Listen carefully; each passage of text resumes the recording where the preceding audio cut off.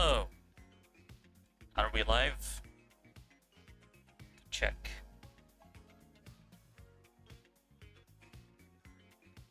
Hello?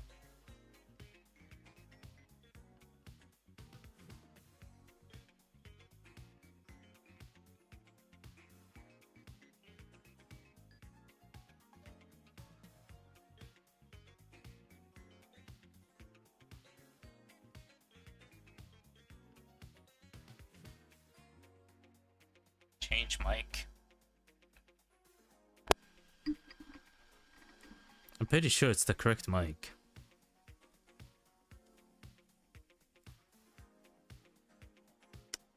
What is happening this time? Right, let's see what the stream is going like.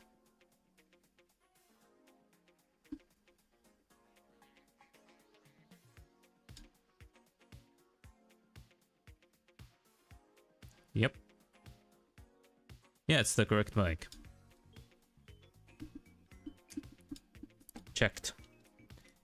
Anyway, that was a hiccup-filled episode of all time.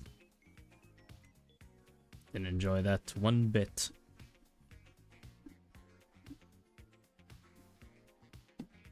Oh well. Let me just... I'll mute for a second so I can adjust the mic position.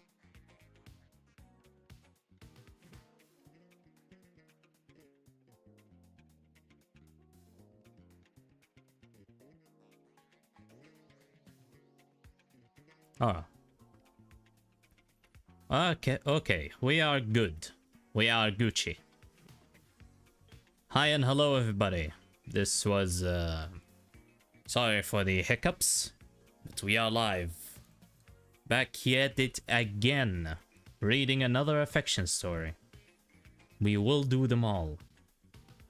I promised last time that I will read 21's affection story, the A rank one.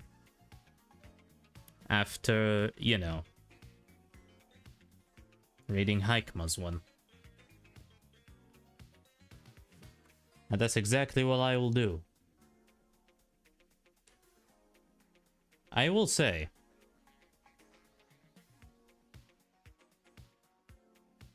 excuse me, this is weird. Here we go. I will say that I discovered something while preparing for the stream, which I will discuss later. But first of all, let me prepare Punishing Grey Raven to open. I think we are done with all our preparations. I'll put this one here. And we're done.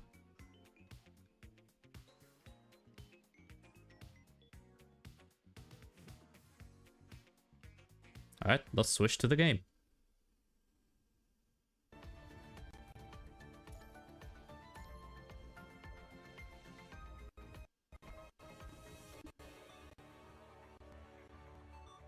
Insert Haikma joke? Not today. Not today. Last stream I almost died because of Haikma jokes. I must say. So, the thing I wanted to say was the fact that I remembered that there's one particular affection story that really fucking matter. Which is this one. Of the original Luna Laurel affection story. This one really matters. It happens right after chapter 13. And to be fair, it doesn't matter until chapter 19, which is very close. So thank God I remember that. So that'll be next episode. Yeah, next episode on the Rojak podcast will be Luna Lariel. Thankfully this one is short, so I might actually do 2 affection stories that stream. But I promised 21 today, so that was going to happen. 21, 21, 21, 21. 21, where are you? Here you are. Right, let's do something about location of these wires. Here we go.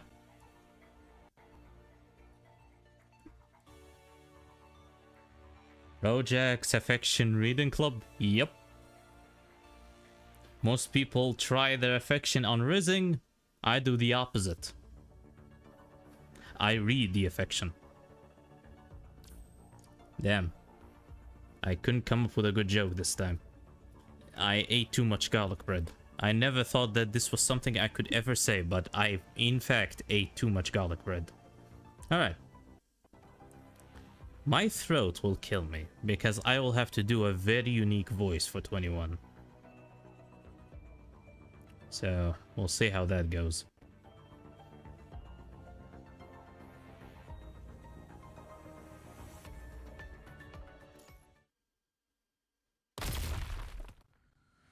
Starting strong.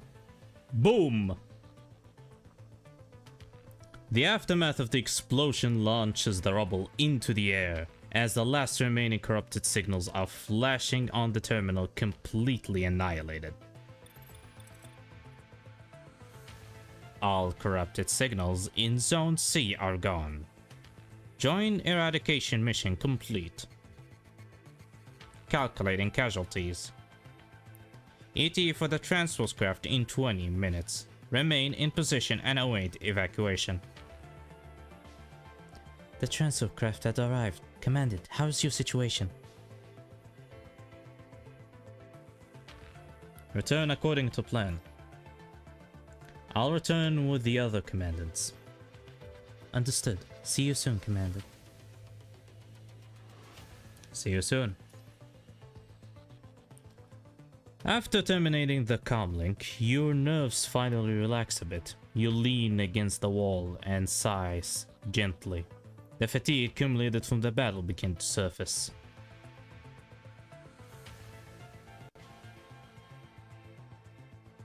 Several other commandants participating in this mission also returned to the temporary headquarters one after another to confirm the mission with their own team through their respective comlinks. Suddenly, everyone's terminal rings at the same time. Emergency alert. A commandant performing a mission in Zone C has issued an emergency support request. Construct model number BPH-22 has reached a critical mind deviation. She's in urgent need of a commandant connection. Repeat, model number BH22. That designation is... A construct has gone anywhere? How could this happen in a time like this? What about the acting commandant? That model number sounds familiar. It's that white contract from Cerberus. What is she called? Cerberus. Those rabid fangs are an experimental combat theme. I heard the commandant is a fellow who can fight boots on the ground and relies only on remote mind connections. Remote links? But once connection is served, that overload the construct and take forever to recalibrate. No wonder they are asking for emergency ground support. Once I was on a recovery mission on the same area surface, their way of fighting. The commandant with the short brown hair shakes his head as he shrugs, as if remembering something he didn't want to recall. The white construct from Cerberus. That's 21. Seems like a nightmare to control. Connecting with a remote link with a huge risk of overloading their mind. I still have some work to finish. I can't sever my links with the team members just yet. The alert on your tactical terminal continues to ring. You suddenly recall your last link with 21. Broken and wounded. Jaw trembling, grey pupils, fierce and alert.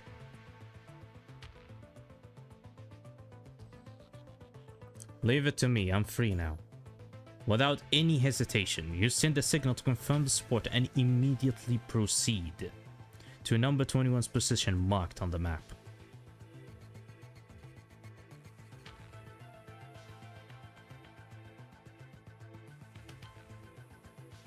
Despite not bringing a remote connection on a device on the mission, you reach the distance required to establish the proximity connection as fast as your exoskeleton allows. Number 21 vibrantly displays nearby on your terminal.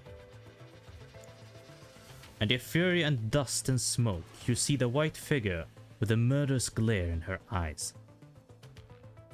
As if throwing a fatigue and emotion into the wind, the construct commands her cobot to relentless attack on the nearby inscrutable remains of the corrupted. You can tell at a glance that the construct is beyond reasoning with. If she doesn't calm down soon, she might load her mind, due to the big unable to control of her power. Attempt to connect. I'm not gonna approach her, I'm not that stupid. You put the tranquilizer gun back into your tactical belt, raising your hand as if you slowly approach 21. Oh, you're still approaching her. Okay. Aware that someone is approaching 21, tenses her frame like a wounded little beast and roars menacingly. I am not your enemy. Mission. Destroy. Death. That's too low. Your mission is over. Over? There aren't any corrupted signals nearby. After quite some time, it seems that 21 regained some semblance of clarity amidst the chaos. The robotically bell halts her struggle. She slowly looks at the scattered remains of the corrupted, then looks back at you. Commandant? It is me. If you keep this up, you'll overload your mind. I'll establish a mind connection with you. For clarification, I will pronounce my own in-game name as Commandant. So, it makes things a lot more clear for everybody. So you don't see a strange name, it'll be like, who? She doesn't seem to be confused, nor does she show a strong opposition to the proposal. Link established. Calibrating mind. Mind stability for the construct BPF-22 has returned to normal. While you send a report to command, number 21 stands there silently as if someone had pressed pause. The sharp and drastic construct from the previous frenzy seems incomprehensible. The wind and heartbeat in your ears begin to stabilize. Threat removal confirmed. Command ETE for the transfer crafts in 20 minutes remain in position and awaits extraction. Hot wind carries the dust and smoke of the battle below 21's hair. While waiting for the transfer craft, you both are surrounded by a peculiar silence. Why did you lose control back there? When I got here, the ground was already covered in bodies. I thought the captain and Noctis might be among them, and that's when I saw them.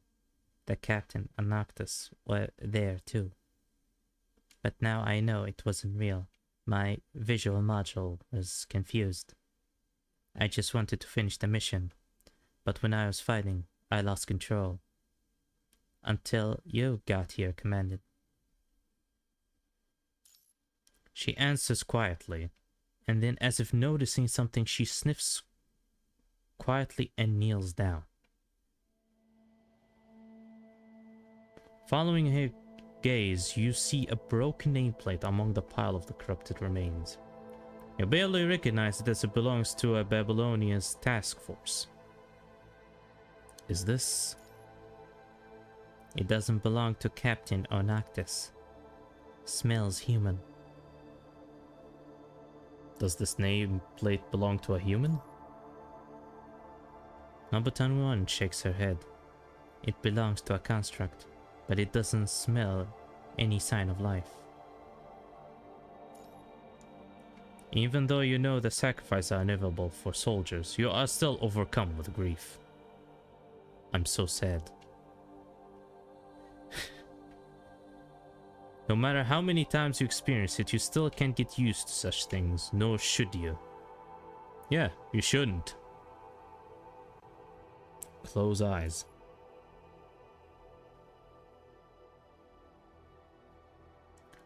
What are you doing?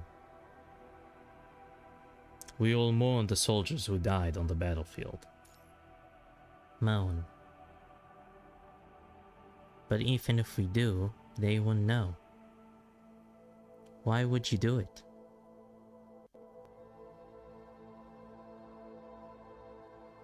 They're given their lives so we can live. We must carry their will to fight. That's the one reason we continue to fight. I have no reason. All I know is war. Thinking of Vera and Noctis lying on the ground, how did you feel? Sad, out of control. I don't want to think about it. I can't let that happen, so I must fight. Whoever the Snakeblade belongs to thought so as well. A gust of wind lifted the dust on the ground. The roar of the approaching transfer craft can be heard in the nearby in the city. No.21 looks at the nameplate buried in the vital fluid and dirt. She feels the impulse to do something, thought she couldn't tell where it came from. Perhaps it was from the commandant's words and emotions, both of which were foreign to her, that had her shed over the link. Perhaps it was human instinct that made her that seem so important. She picks up the broken nameplate, then boards the transferred craft.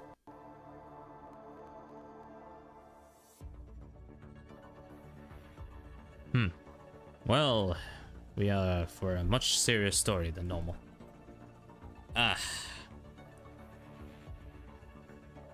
While I do remember this affection story very well, I remember 21's feral affection story a lot more, because that one is that one is doozy. We'll get to it eventually. We will read almost all the affection stories, not all of them, majority of them. So we will get to that, but that one is like, sheesh. Ooh, yeah, it is something. This one is far more tame, so let's get into it. When is this taking place? After the Silent Hill chapter with 21. Exactly after it. Like that chapter where you entered Luna's house, that one. This takes place after that chapter by like a couple of months, I guess. After Commandant was freed from... Actually, wait a minute. It takes place after Vera's chapter. After Commandant was freed from the... from Corona's capture. After a couple months of that, this is where this takes place. Yeah, that's... that is correct. Makes sense, but it is a story that can be read anytime for the majority of the part.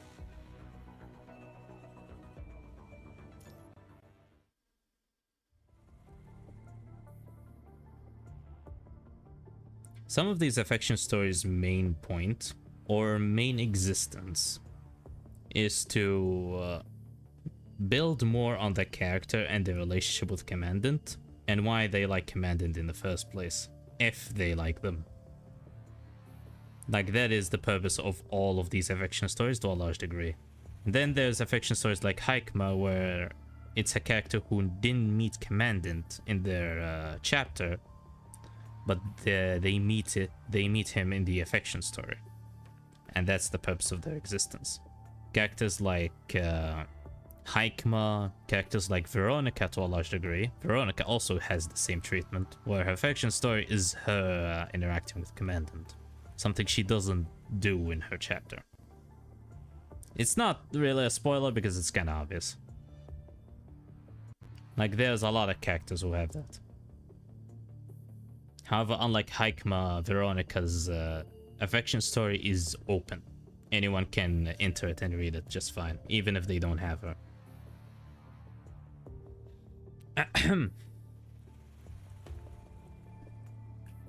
I'll drink some water first. Forgot the water. Hydration is important, kids.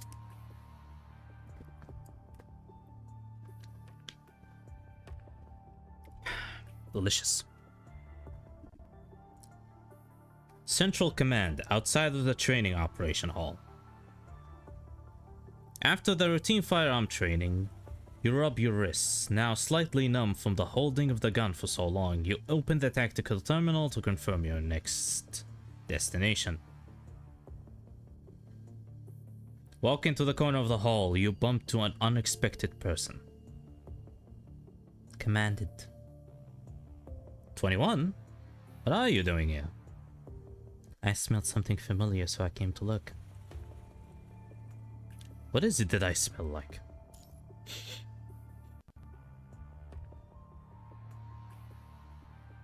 I smell like the perfume that I put on this morning. Like this. 21 ramages through her pocket and take a somewhat dirty object and raises her hand towards you. A broken nameplate rests in the palm of her hand. It's the same nameplate that number 21 discovered earlier. You're surprised to see that she has taken that with her. You mean you found the owner? Number 21 nods, then shakes her head.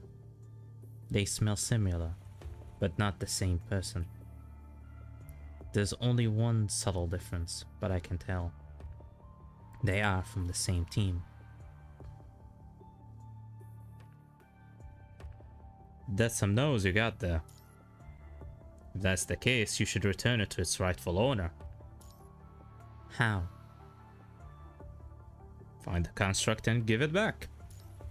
Why? Because it might be important to them.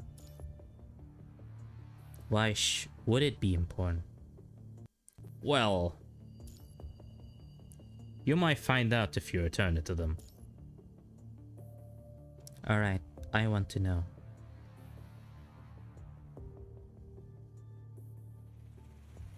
"21 walks into the task force base after a small animal foraging for her food, then finally stops at the door to the Nighthawk's break room. Knock. A young construct looking at the tactical terminal notices the strange visitor. He scratches his head in doubt. Who are you? We are here to give this back. Look at 21. She has no social skills, so I'll be the one to say it. Following this, number 21 holds this nameplate. This nameplate. That's Reynolds. Seeing the thing in number 21's hand, the construct jumps out of his chair and rushes over. The chair makes a loud screech as it lurches back. How did you find that? What happened to Reynolds? He has been missing ever since the last battle. I thought... This is all I found. Really? As if the last ounce of hope the construct had, cling while waiting, had vanished. He holds the nameplate firmly in his hand, falling to his knees as he begins to sob.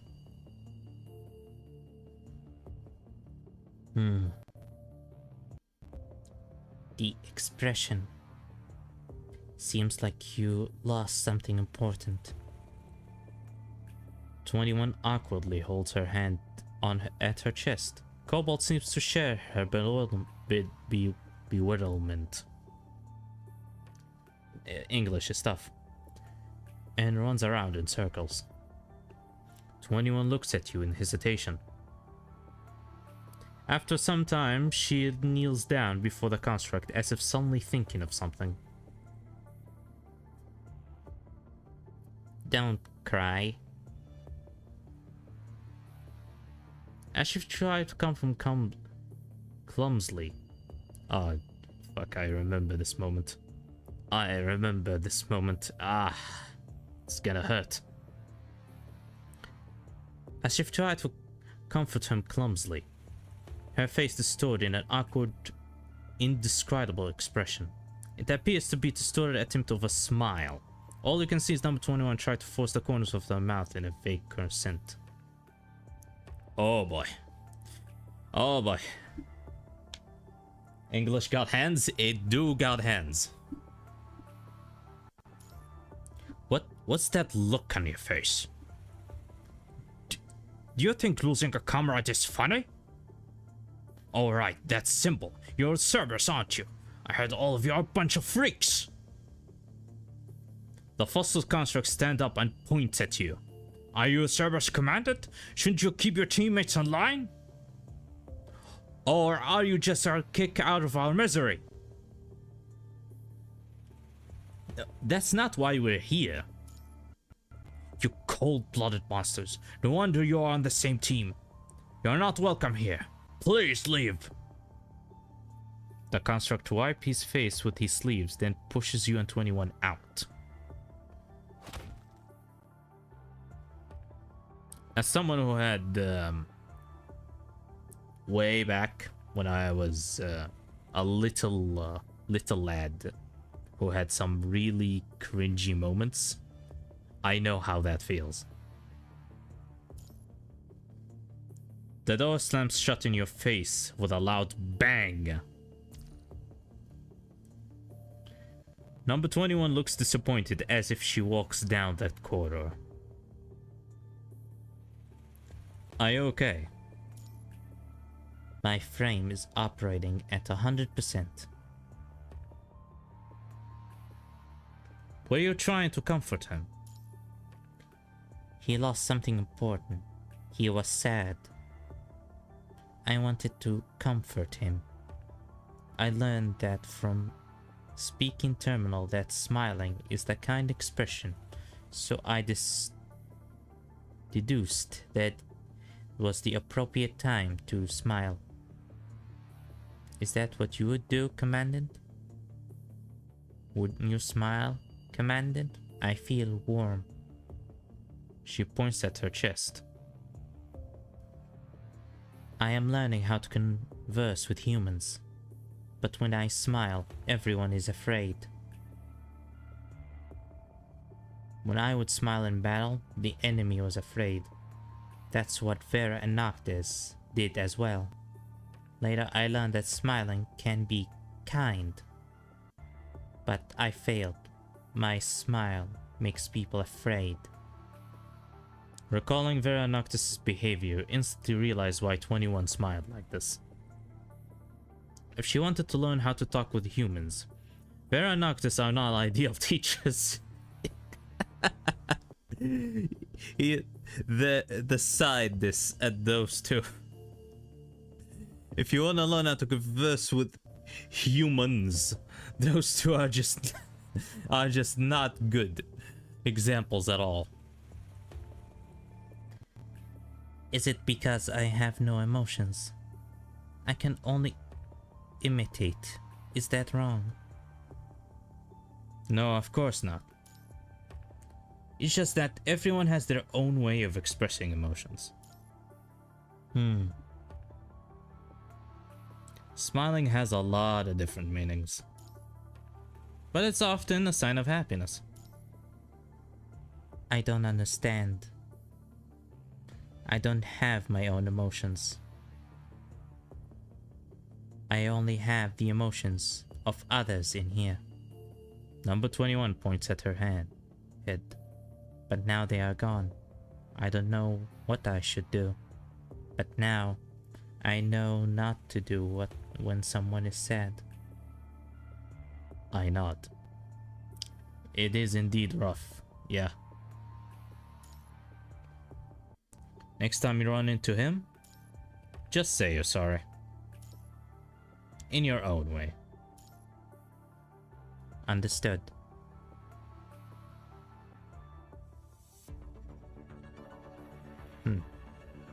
Shorter than I expected.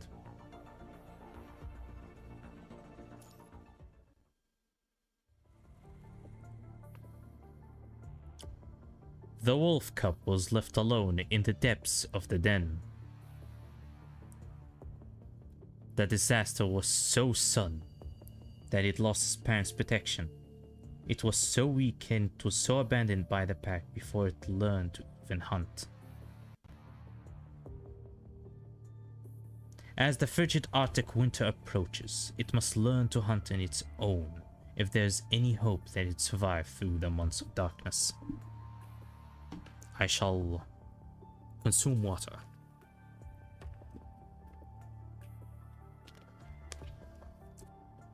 I learned from last time and brought extras.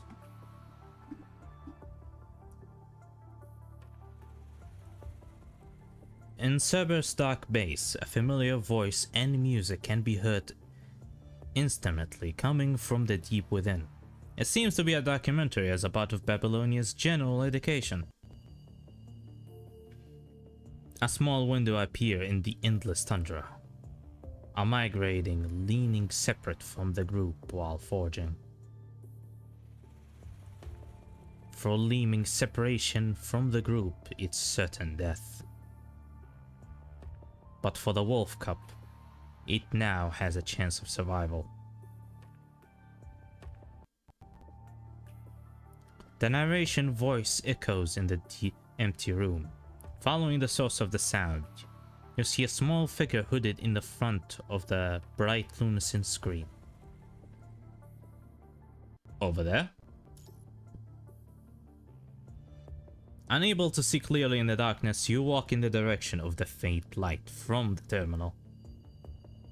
Step by step, the leaming approach of the seemingly fertile meadow.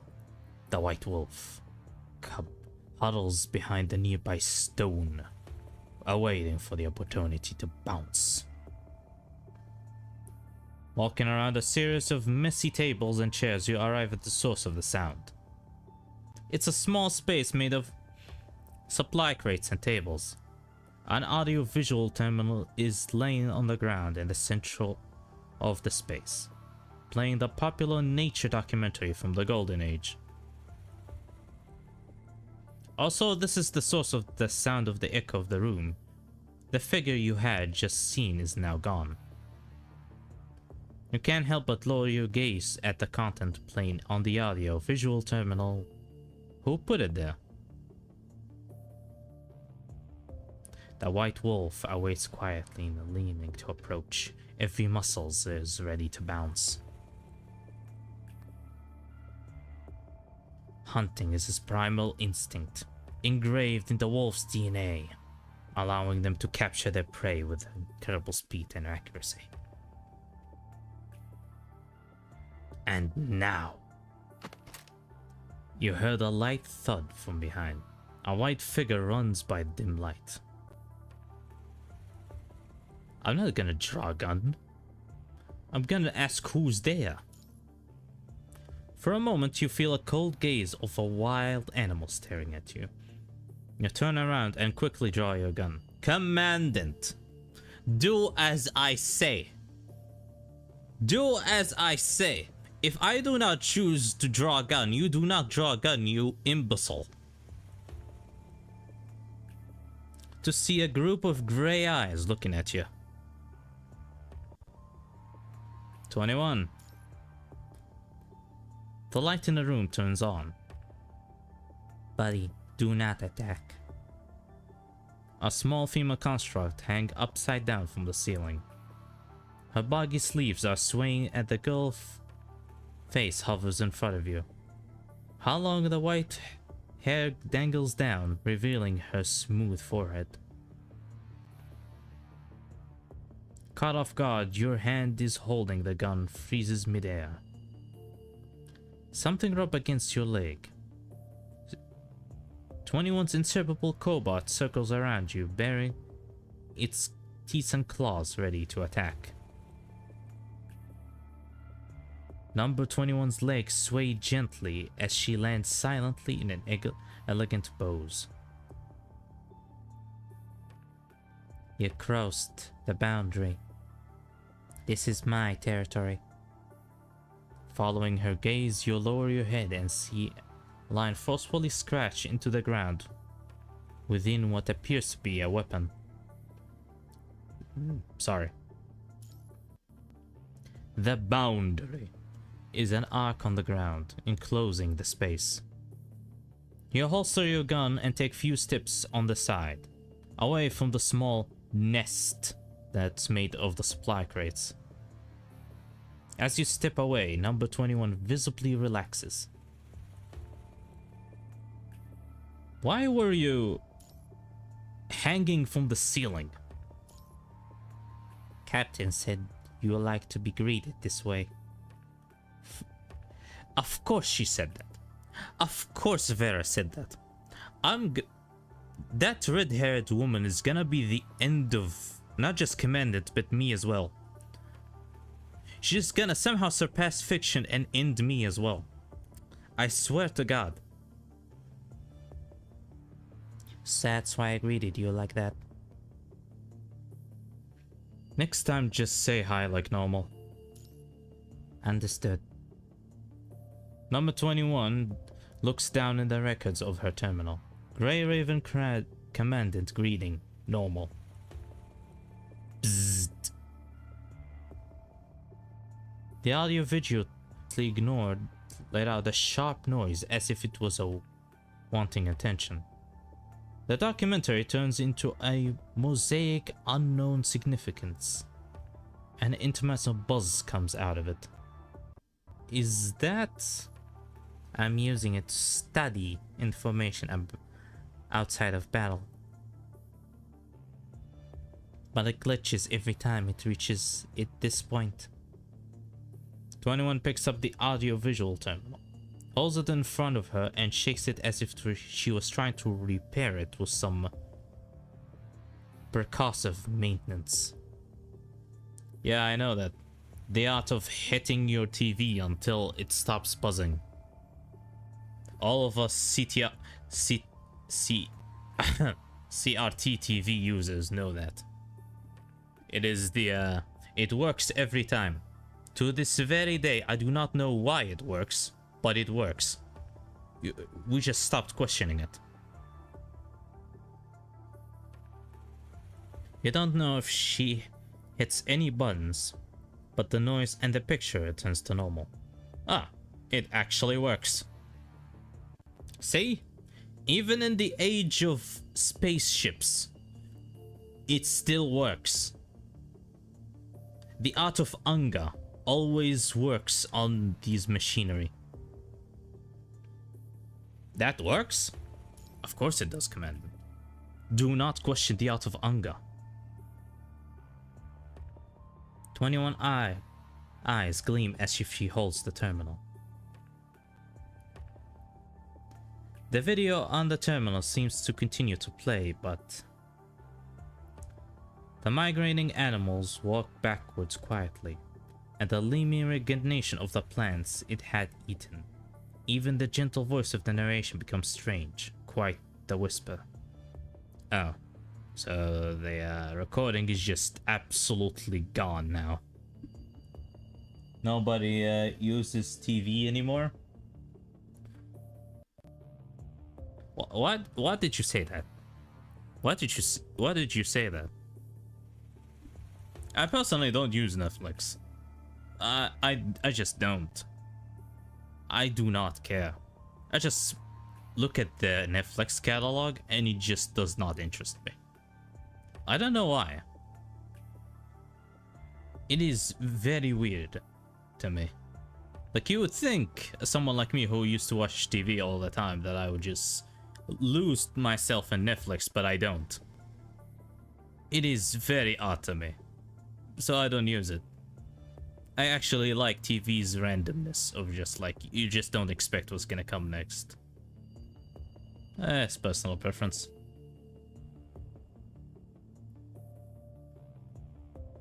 It's so 90s.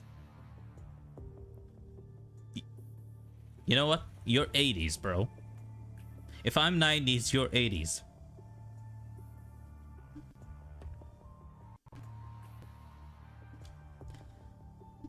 God, I can't believe this. It looks like it's rewinding. Oh yeah, it's a rewinding now, Sean. That makes sense. 21 quietly stares at the screen, as if she doesn't notice anything wrong right at that moment. An adult white wolf on the screen enthusiastically rescues the fallen deer and sends it back to its herd. The white wolf is back home. Sorry? It was all alone, but now it's within its pack. Number 21 turns the terminal to face you. The documentary rewinds before the wolves have abandoned the wolf cup. I'm a hipster? Man should love ZZZ with all of its analog aesthetics. You know what? I actually do. Yeah. I do like analog aesthetics a lot. And it's not like a hipster. I'm not a hipster, first things first. But I do like that aesthetic a lot. My wish one day is that I have all old consoles that exist. Because I own none of them. Every single console game that I ever played in my life, I emulated it. I am not even shy to say it. I just emulated all of them. I never had a single console of my life except like in a Famicom. A very hacked Famicom that shouldn't be in this country to begin with. Famicoms are Japan exclusive. They're known as NES worldwide. But I had one. And it had like, I don't know, Contra on it or something. That was like the only console I ever had. And I kind of wish to collect them all. Just have a bunch of old consoles and a bunch of old CRTVs on like a wall. And I can just pick anyone I want and play it. It's like a vibe. God damn it, I might actually be a hipster. Holy shit. Shut up. Do not judge me. Shut up.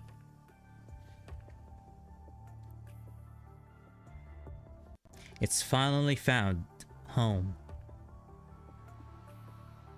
Indeed.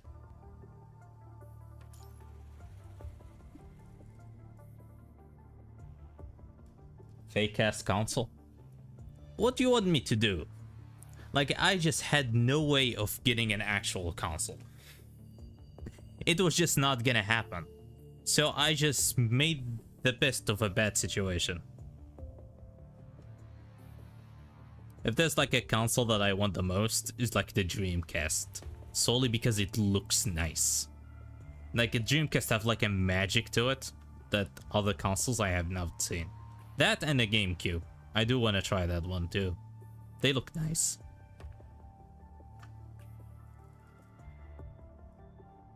Plan to find out more about number 21? Poetry?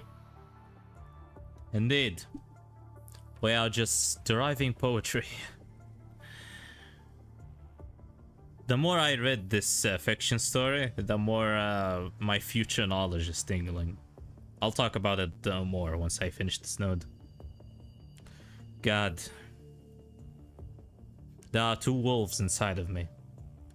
A 21 wolf and a 6'7". A 6'7" wolf are inside of me.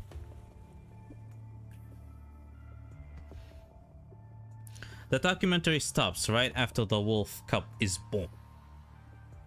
The little cub snuggles up and beside its mother. Do you like this documentary? Like? You were watching it. I wanna keep watching it. Does that mean I like it? For you, I think so. All I know is what I dislike. You'll know soon enough. I see. Yeah, nice description. Thank you. I'll try to think of a clever joke for every description of these. I'll try. We'll see how it goes. Number 21 mulls over your words and then nods. Do you have a new mission here, Commandant? Captain hasn't issued any new missions recently. When we aren't on a mission, I don't know what to do. Looking at number 21 Inquisition gaze, their slightly cryptic expression comes to mind. Observation. Got that right? I need a better voice.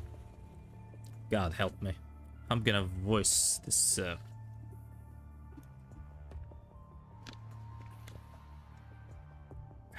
woman.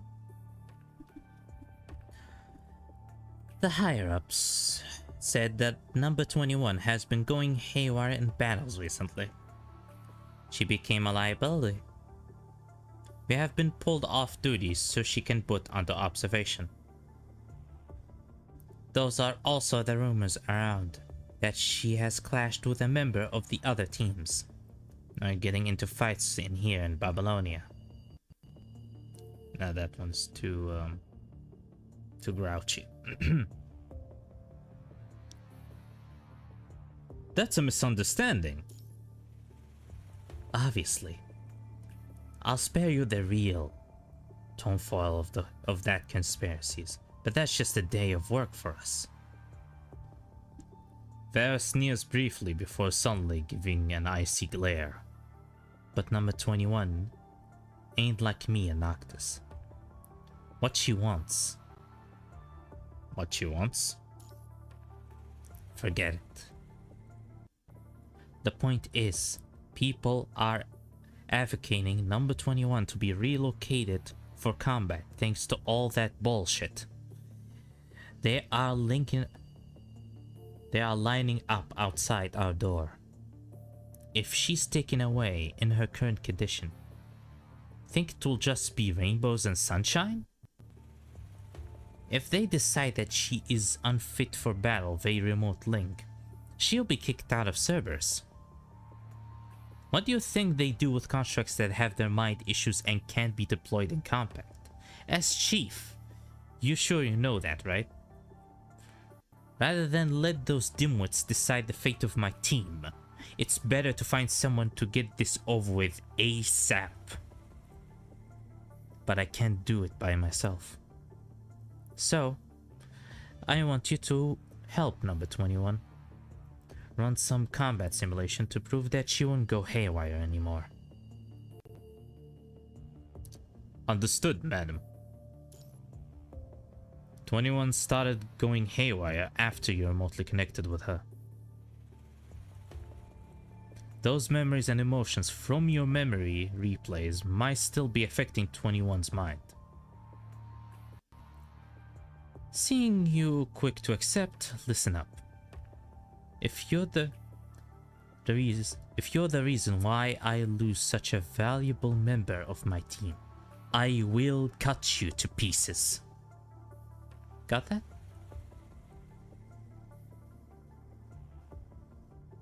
Returning to your senses, you see number 21 staring at you.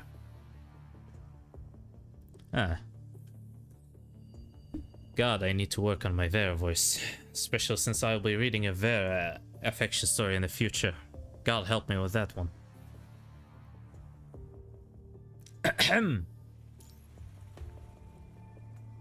I need your help collecting data from some combat simulations. Combat simulations? Number 21 suddenly tenses up. Is it an experiment? Not quite. Just some routine frame tests. I'll just be there with you this time. Why you, Commandant? Vera asked me to do it. She's worried about you. Even though she didn't come right out and say it. Captain. Understood. If it's a mission from Captain, I'll do my best.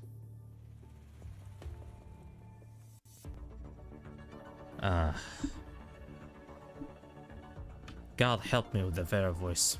I'm gonna die.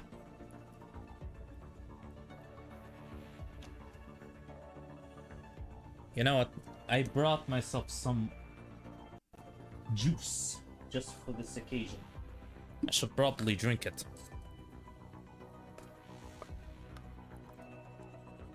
Seems that this one will be much shorter than Haikma's, so I get to do a lot of these post times.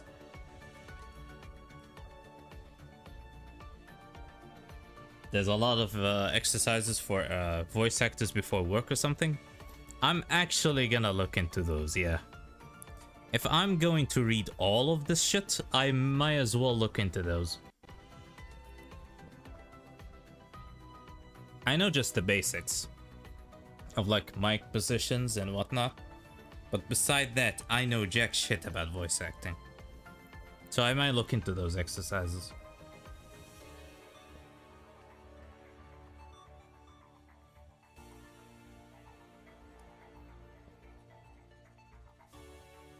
Ah, delicious.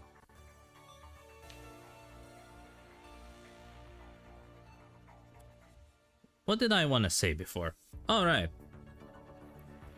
Well, this affection story's main contribution to canon is actually that it has a lot of hints and such to, well, not hints, like straight up just facts to 21's next chapter, which is like, I think it's chapter 23 or something. Yeah.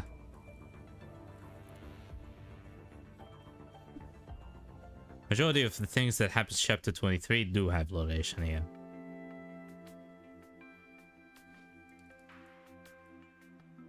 Some of them might look funny to you, but don't be discouraged. You think I'll be discouraged by weird and funny exercises? Nah. I seen weirder. When I say that I almost seen everything in the world, I do mean it. Like the amount of shit I have seen people do and non-people do is truly something to me. So I wouldn't be surprised, regardless of what they may be. Even if it's me singing Do Re Mi at high pitched in a closed room or something.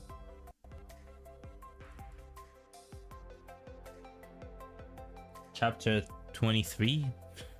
Damn, yeah.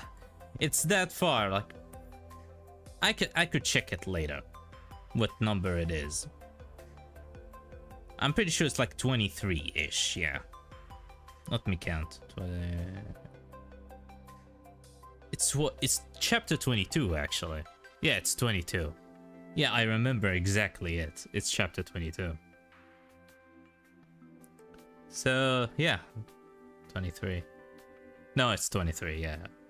I'm losing my mind. It is 23. God help me. 22 is, whatchamacallit. It's Isla's chapter. This game is gonna force me to learn math backwards one day. Chapter 22, 23, and she's called number 21? When I'm gonna get my number 26-7 game, give her to me. Anyway. Separate by a class pane, you see number 21 getting ready for combat simulation in the next room. Cables of various colors are connected to number 21's neck and joints. Linking her to the terminal, the small white construct lies motionless in the cold metal bed it's used for this procedure. Like a broken and hollowed doll, the scene reminds you of what you witnessed in her pure white mind. Is this really necessary? We're just collecting data. No need to be nervous. Are you her commandant? For the time being. They can assign a temporary commandant? They can.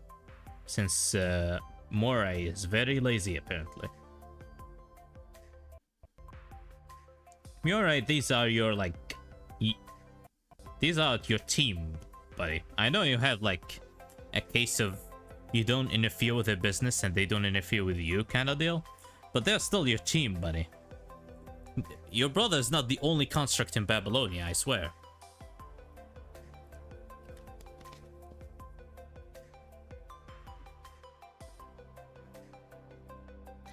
The technicians in charge of calibrating the equipment raises her head from the complex array of equipment and gives you a bewildered look.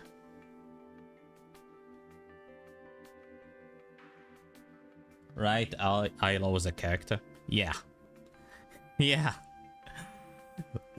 Once we get to Isla's chapter, like, it is funny.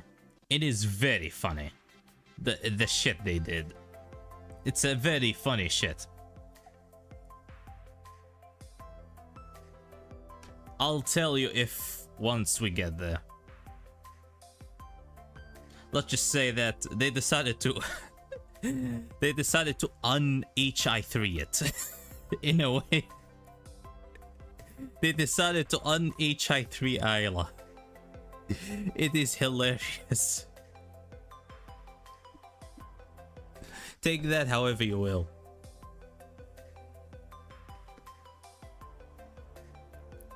In terms of training, it seems that you volunteered to work together during the combat simulations. I figured that the approximate commandant would do that for their own team members. Not to mention, she's a member of a remote link team. No wonder they are anxious to replace her. If she's not fully operational, it's going to be the same no matter where she is. The technician's last sentence is quiet, as if the oblivion sighed to herself, and gets lost in the rambling noises of the machines. Sorry? Nothing, don't worry about it. Once the construct's mind begins to deviate in battle, it may cause reversible cognition damage to the link team's commandant. I'm sure the remote link is no exception. On HI3? I don't want to know. I don't want to know. We'll get to that. We'll get to that. It's a weird way to phrase it, but it is like the only way I can say it without spoilers, I think.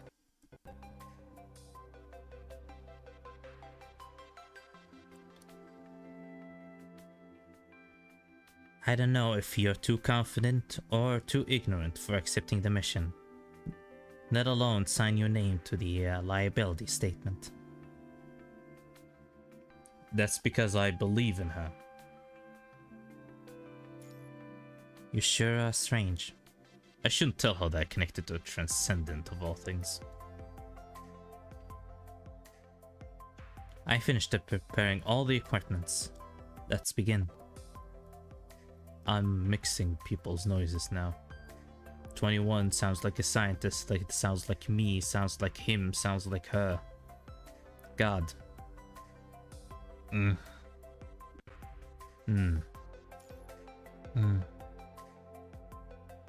How do you feel, 21?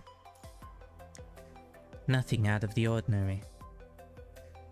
After both of you quickly finish collecting the data, number 21 lets out of the room. Is let out of the room. Sorry. While maintaining the link, you scan her vitals to ensure that her frame is still stable. It's just that... Sorry for bringing up bad memories. Are they going to discard me? Sorry? I seen it happen before. Construct that don't meet the standards and can't complete their missions are discarded.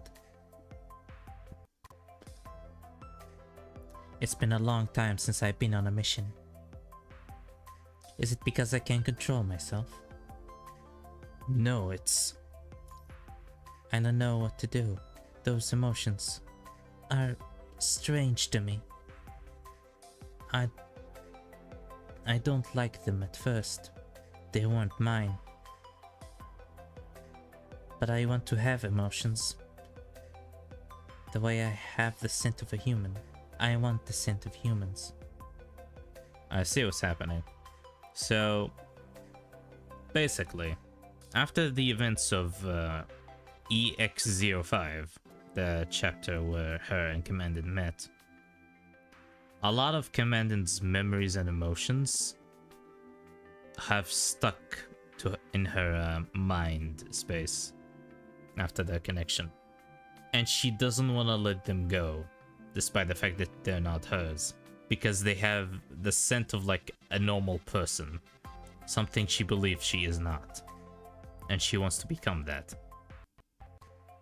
But keeping them is also making her act like go haywire a lot, because of how messy her mind is. Yeah, that tracks.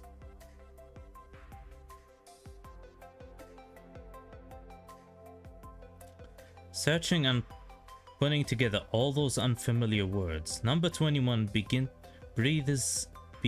to quicken as she tries best to express her thoughts. That's why I started to feel my own emotions. Those belong to me. They are mine. I worked so hard to have them. But I can't fight because of emotions. Even if they want to throw me away, I will not let that happen. Vera wouldn't let you get kicked out of Cerberus. Neither will I. Expressing your emotions is normal. You're just not used to it. I'll get used to it? Can I get used to it? I think so. I'll help you. I'll be with you for a follow-up combat simulation. I will not let you lose control again. Trust me. She nods.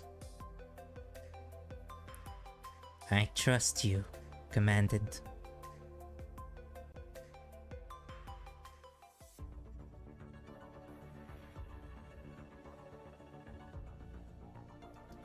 How fast this goes.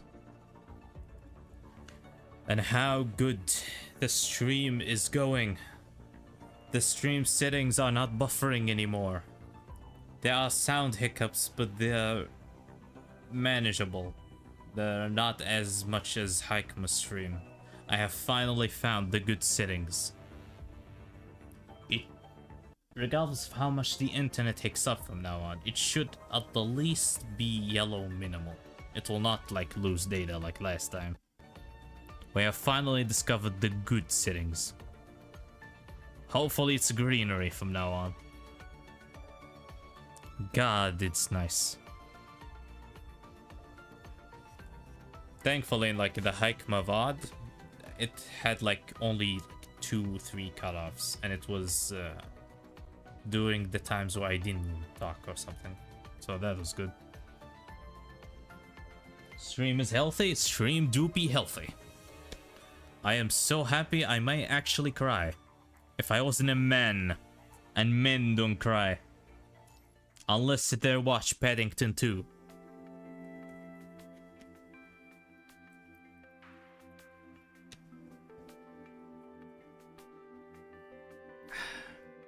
the water.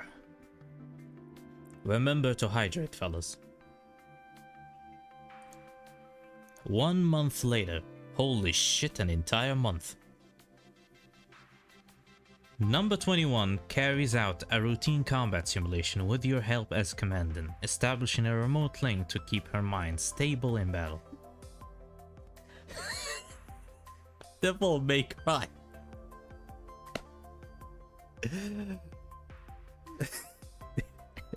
What are you insinuating? You are insinuating something. You are insinuating something.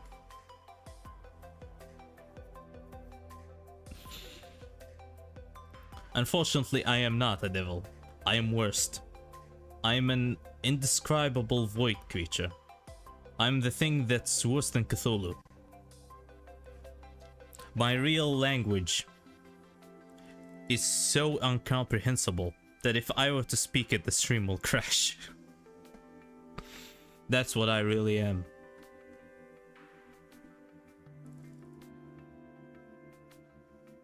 Or maybe it was just the rain. It's always the rain. Are you crying, sir? No, it's just the rain. The rain is pouring a lot today. I wonder... I heard that line in so many times that I don't remember where I heard the original. There is an original. I just don't know where it's from. But it was so reused in so many other works that the original is kind of like foggy to me now.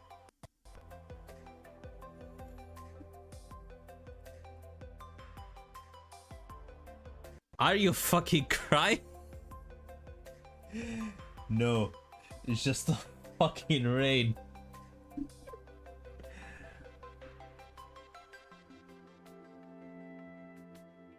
But the rain has fucking stopped. Fucking maybe. It do be the rain. It do be the rain. Even if the rain stopped, it's just your imagination. The rain is still going. It's just the clouds are no longer on top of you. That is my excuse.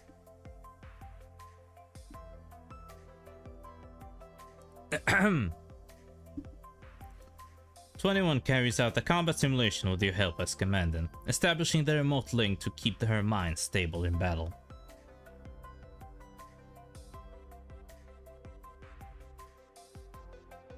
That will be in the DMC Season 2 on Netflix. God help us for that one. I both like and dislike the DMC anime, I guess.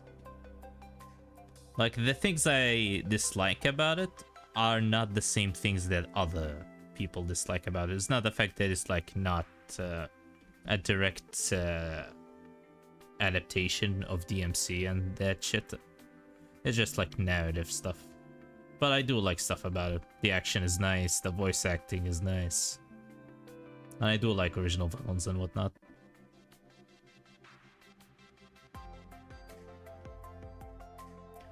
After the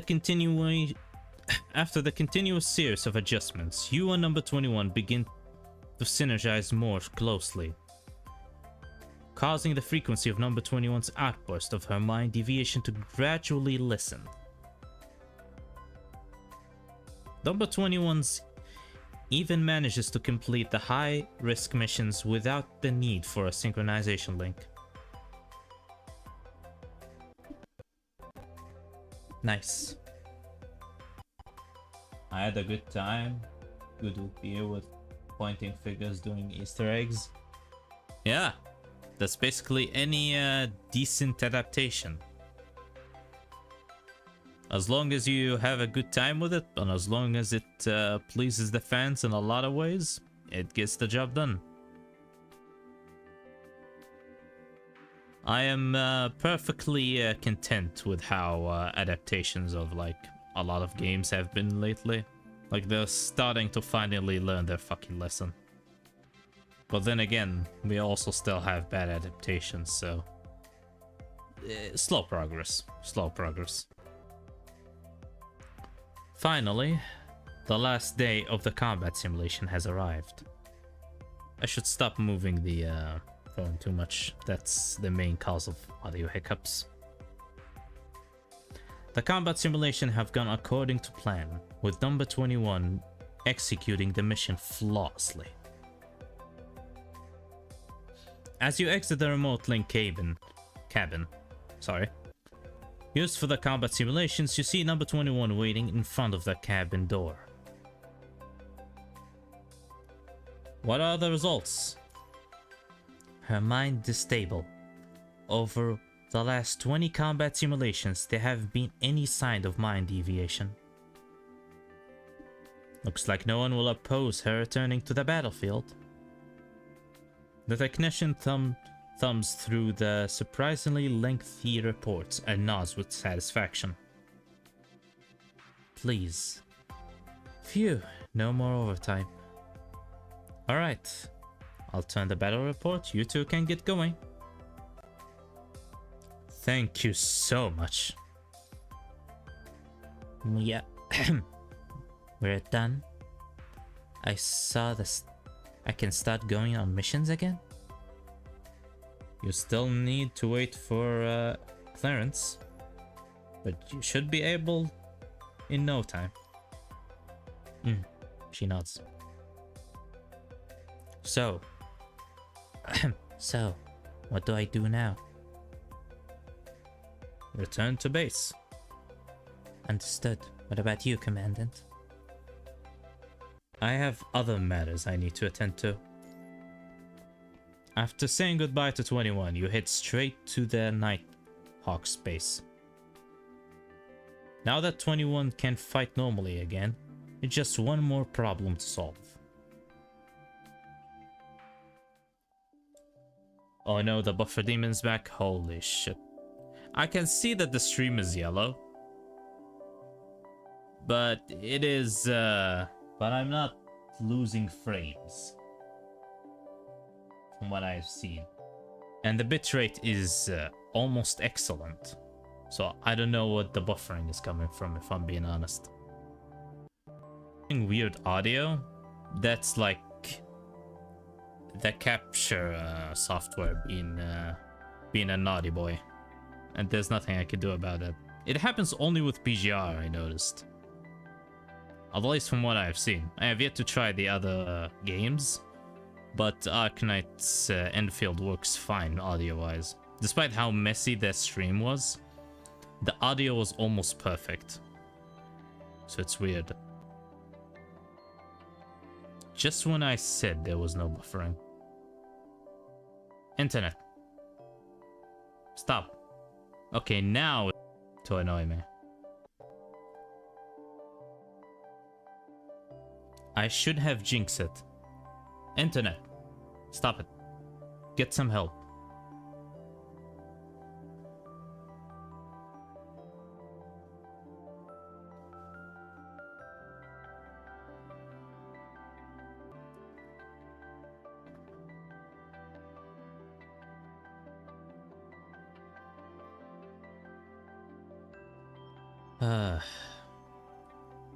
I'm waiting for this no data in front of me to come back to normal.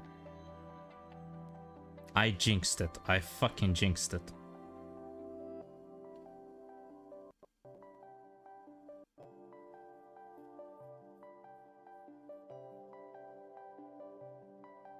Internet, I just have 2 nodes left to read. Like this one and the one after. Just let me be.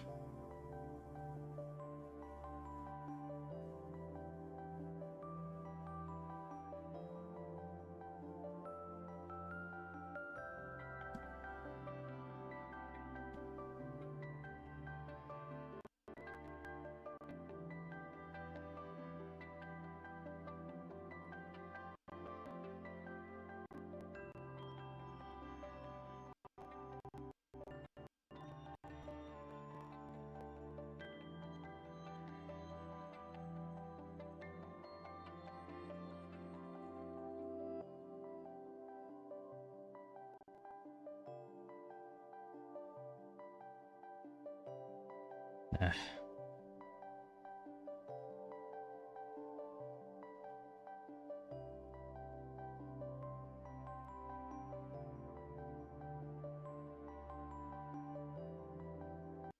just a second.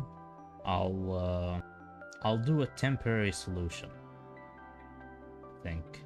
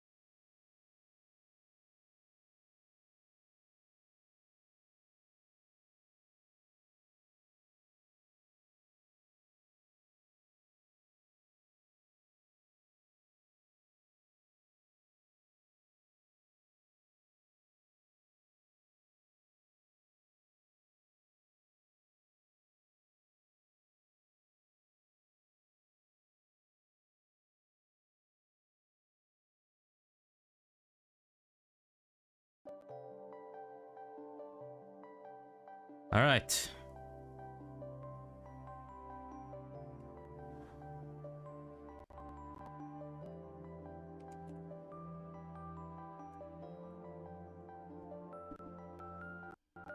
I think we're back. Yeah.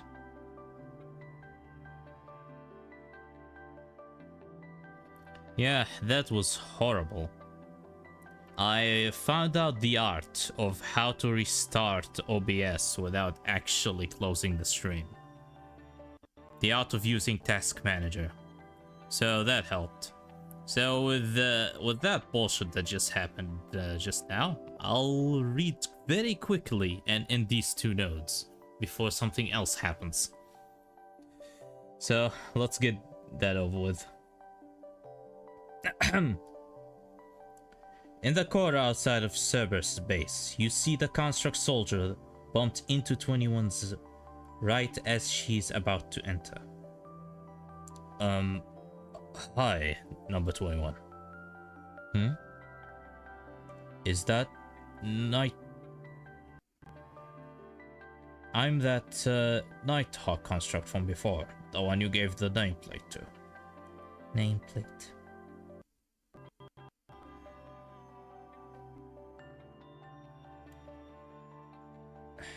It's just that everyone has their own way of exposing emotions. Next time you run into him, just say sorry. In your own way. I'm sorry. I wanted to say, huh? I should apologize. I was rude to you. When the apologetic look rude to you. When the apologetic look on his face carefully lifts his head to see 21's.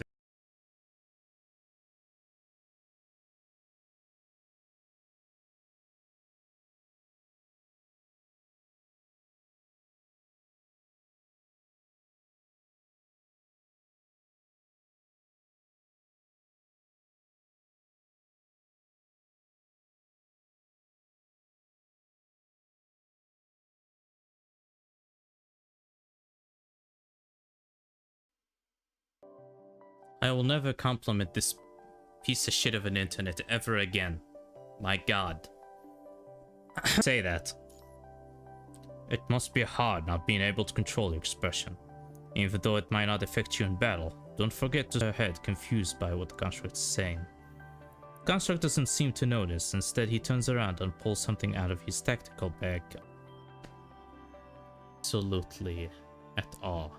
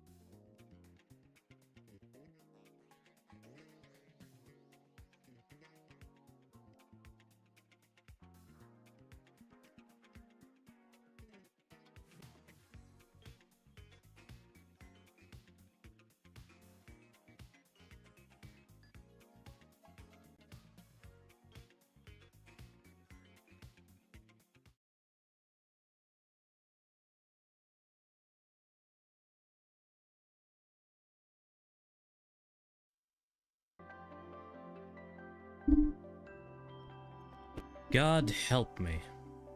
That was horrible.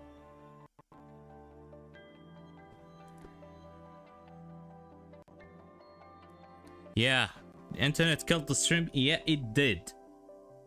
I checked the internet speed just a second ago, and it was 3.3 megabytes per second instead of the 14 that it should be. God. I don't know how it happened, but it happened for like a split second. Now it's fine. Despite the fact that I'm looking at the stream that it's saying yellow, it is fine. So I'll continue this quickly before it jumps the bed again.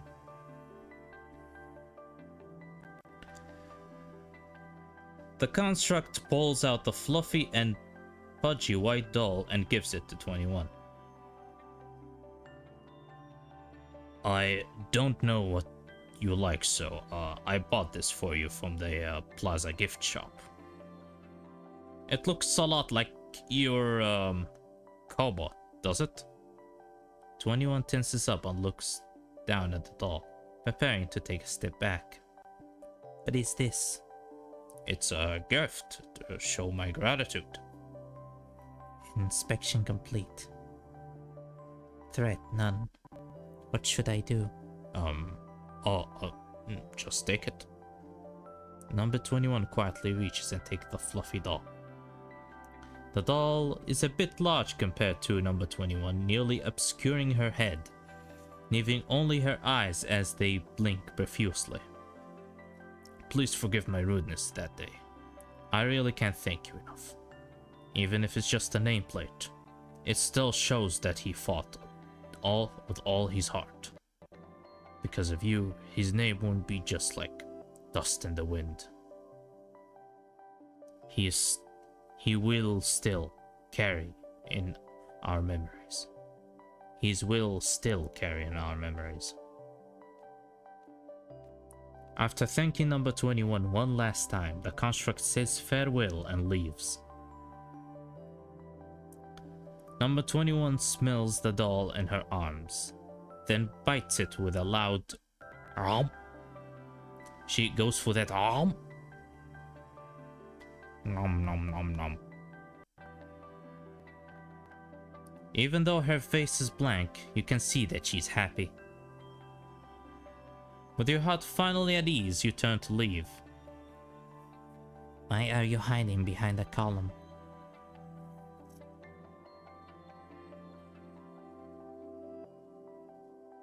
How did you sneak up on me like that? I can smell you, Commandant. Why are you here? I was just, passing by. No, you have been standing there this whole time. My nose is never wrong. Number 21 asserts firmly. You feel embarrassed for sneaking around, but number 21 doesn't seem to mind. She just holds up the doll to your face, showing it off. That's quite the gift you got there. Mm-hmm. Looks a lot like you, Commandant. Like me? Mm-hmm. Looks alike too. 21 pokes her head out of behind the doll.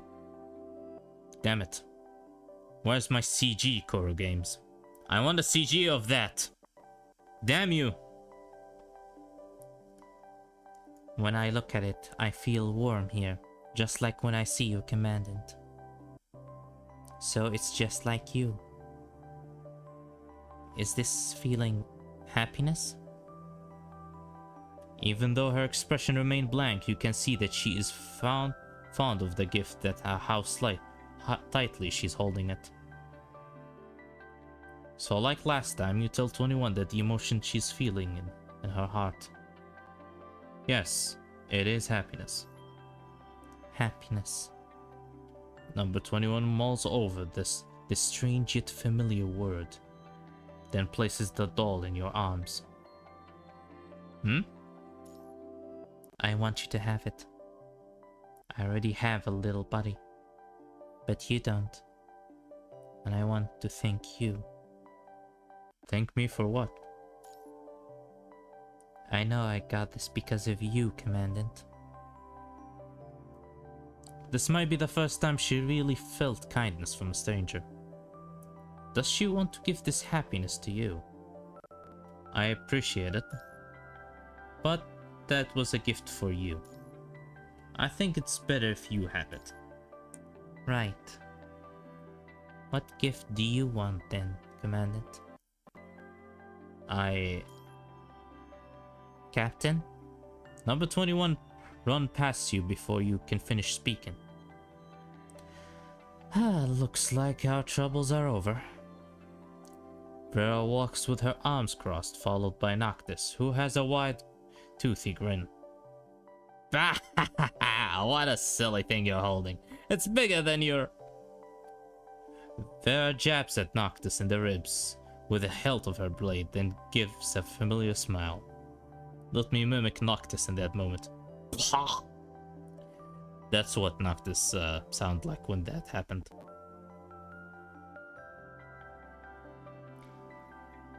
Guess that Grey Raven Commandant didn't disappoint me after all. Anyway, party is over. 21, we got a mission. I've been on a vacation for long enough. Time to knuckle down. 21 is ready, awaiting orders. Phew.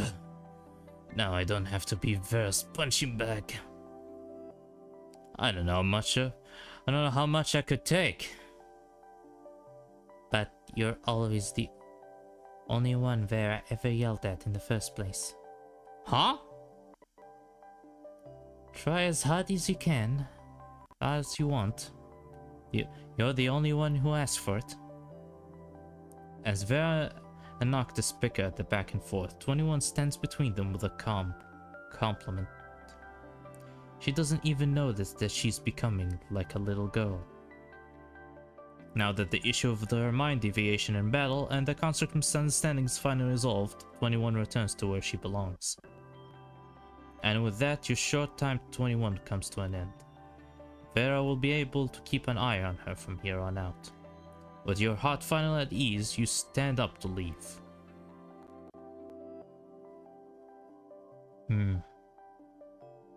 Number 21 turns to watch you leave with her heart beginning to stir. Whether it was disappointment or reluctance, she suddenly felt the urge to catch up to you. There's something else I wanted to say.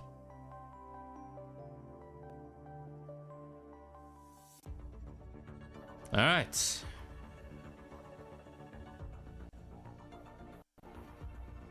Let's speedrun this. We already wasted a lot of time thanks to the internet hiccups. Combat supplies ready. The Grey Raven Commandant Room located. She reviews her previous training in her mind. One more thing, do not forget to smile. Don't forget to smile. She stands in front of a mirror and practice. It's still not a pleasant smile, but at least it's no longer frightening. At the very least, it shouldn't make anyone's mad. Everyone should be ready to go now. In every sense of the word, today should be an ordinary day. No ground missions, no meetings. Today you spend the entire morning in the training room. At noon you visit the YGAA to collect the file you asked Isla to help find, and plan on checking up on 21. You aren't expecting your plans to go right out of the window. You now stand outside of your room, staring at the scene inside. Prior to that, you never thought you'd be shocked to see the state of your room. What happened to your room? I just walked by your room, Commandant. The door was wide open and I saw... Commandant, I know you've been busy, but you still need to tidy up your room. At the least pick up a little bit. You can't just throw everything to the ground like that. And also, Lev seemed hesitant in the moment. What's wrong with my room? Your heart sinks. Rushing to your room, you see that the door is wide open, revealing the disaster within. All kinds of old toys, badges. You have old toys, Command? Well, I don't judge, but... Badges, glass bottles, cog boxes, mechanical parts, litters all over the ground. And why there's hypertube material? Those are expensive and hard to get, Commandant. Why you have hypertube materials on the ground? What happened? With no clear place to step, you see the white construct sitting among the mess, trying to stuff a strange cup into a box. Huh, it's you, Commandant. The door was open, so I let myself in. Couldn't find anyone, so I've been waiting for you here. What's all of this on the ground? Those are gifts. For you, Commandant. Gifts? You helped me, so I should say thank you, which I haven't. Thank you. Why are you thanking me for thanking you? For the gift. Oh. Number 21 stands up and turns her back. Her shoulders move up and down as if she'd taken several deep breaths. Then she turns to you. Thank you, Commandant. God. Is my smile really that scary? You know what? Knowing Commandant, I'm answering as Commandant right now. Not at all. It is very cute. We all think so.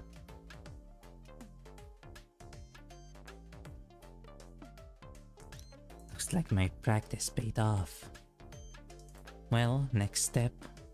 Number 21 goes down to the ground like a small animal, looks up to you, then raises her hand like a two paws.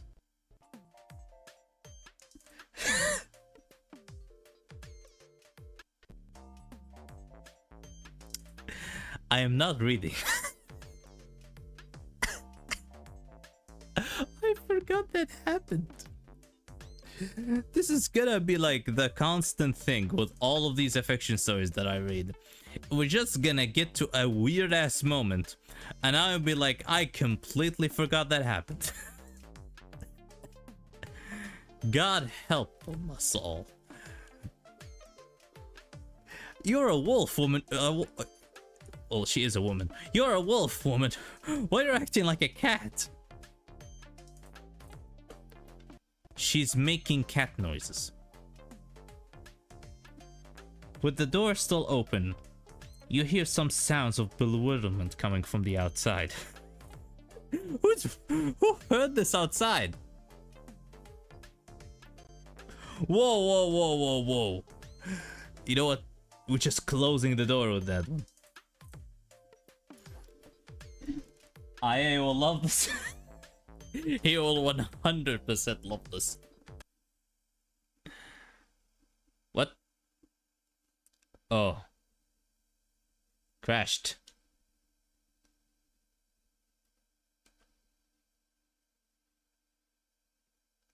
There we go. It's fine. I have it prepared just in case. Here we go. We're back to normal. I laughed so hard I removed the cord by accident, but we're good now. Oh, God. When on earth did you learn that? No, seriously, who taught you that? Right then, the discussion outside the door seems to get louder. Who is outside of my damn door? My machine for learning emotions broke. So I asked some people to how to express gratitude. Who did you ask and told you to meow? This is a common way to express gratitude. Who said that? Who on earth said it's common? I really want to know who said that. Is this wrong? Number 21 bows her head. Her quite grey eye seems to express a look of confusion. 21. Human emotions are complicated. There's a lot of different ways to express yourself. No need to rush. Just go at your own pace. I don't understand. Your desire to protect Vera and Noctis. Your disappointment after being misunderstood. Your happiness for receiving a gift. They're all proof of your emotions. They belong to you. People will feel sad, smile, sympathize, and decide things according to their own will. Heartless machines won't do that. Not like her. Those emotions belong to her and her alone. If those emotions get too much for you, others will help you share that burden. Vera, Noctis, and me. You place your brand new audio-visual terminal that you were holding in number 21's hands. The documentary on that old wolf you were watching. I checked with the YGAA and found the next episode. The white wolf. I saw it go home. I know that wasn't real though. I kept wondering in the snow. This is the real ending. It finds a good home, I promise. Really?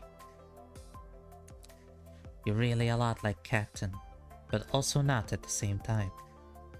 You sent this special commandant. When I was at the lab, I never smelled anything like it. It's warm and kind. I like it. I want to have a human scent. I have thought you smelled nice ever since I first met you. And number 21 Sniffy attempts to convey her inner thoughts. She approaches you step by step. She's just like a wild animal who bares her fangs at the distant enemies and snuggle up at her trusted companions, snoring gently. I feel different every time I see you, Commandant. But I don't hate this feeling. 21 stops talking, her eyes fixed on you. Why are you staring at me? Because I can't take my eyes off you. Bro. Is that wrong? Number 21 tilts her head and appears to be contemplating as if she said something wrong. If you think this wild, wait until we reach 21's feral affection story. Like it's night and day. That's as much as I will say. Her expressions is so charming that you can't help but reach out and pet the top of her head. Yes, pet the 21.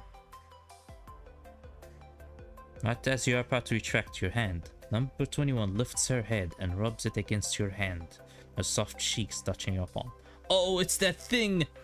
It's that scene in How to Train Your Dragon, you know, the scene!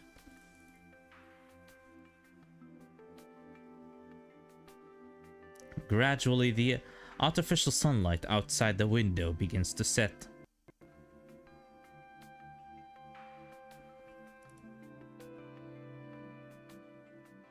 Tough. Yeah, I taught her. Yeah, he did. Oh yeah, I see what you're saying now. He's the one who told her to meow and do all these things. I swear to you, I'm going to find you for poisoning the mind of this woman. I will find you for this.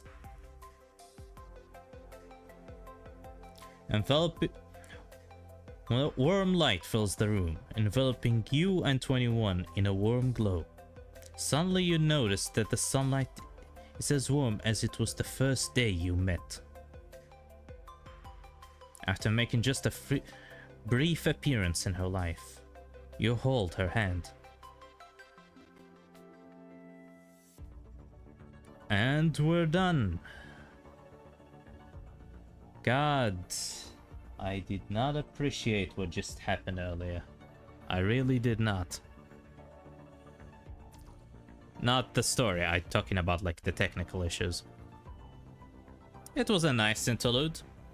It's a nice like conclusion to the like 21's chapter, the EX05 chapter, had already a nice conclusion. This is like complementary to that conclusion. And it's nice to see like 21 exploring the aftermath of that. AI corrupted 21, yeah. I cannot forgive him for this. This is unacceptable. I will not accept this. How dare he makes a wolf girl meows. I cannot believe this. Turning a wolf into a cat is sacrilegious. Sacrilegious, I'm telling you. The dog in her can meow. The dog in her can meow. That is a quote of all time. The dog in her can meow. Damn. Like, I said this before once, but this is not even close to how wild 21 Ferals. Wait a minute. Give me a second to check. She's here somewhere. Yeah. This 21's affection story is far wilder. Like, we're not gonna reach this affection. I'm not gonna read this affection story until you reach that chapter for reference. And we still have like a lot of affection stories of previous chapters that I haven't read. Next time will be Luna Laurel, which is, if I remember correctly, it's not that long. It's actually pretty short. And after that, I'll read Roland. Where are you, Roland? Roland, I know you're here somewhere. Here you are. And after Roland is gonna be Pulao and so on. So yeah, we still have like a big backlog to go through until we reach 21. So I'm pretty sure that by the time you get there, I would have still not finished. So there's that. This particular affection story for Luna Laurel is actually important. So I do want to get it over with as fast as possible. And that stream will be tomorrow. Around this same time, if not earlier. So yeah. So look forward to that. Overall, aside from the horrible technical issue that just happened earlier, it was a nice read. I like that fiction story. It is nice. Well, what did you think of it, Alex? How's the affection story for you?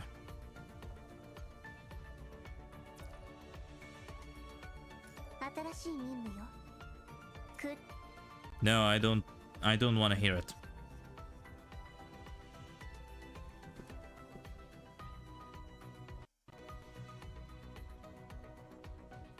Hope earlier? Yeah, I do hope earlier as well. I'll have to listen to the stream at work again. Gotta concentrate on something. I think 21 should not meow. I think so too, my boy. I think so too. I cannot believe IA did this. I will never forgive him for this shit. I can't believe they made a wolf meow. The sacrilegiousness is unreal. In any case, that was fun. Next episode will be Luna Laurel's affection story. And afterwards, Roland. So, until next time. And before I say that, And thanks for everyone who showed up or even briefly on stream and watched. And thanks for Valix to be here. And thank you all for enduring through all this annoying technical difficulties, and hopefully next time there won't be any. This was a nice stream. Thank you, thank you. So, until next time, stay safe, wash your hands, feet, head, eat, sleep healthy, unless it's garlic bread, in which case embrace your garlic bread heritage. And I'll see you all next time. Goodbye.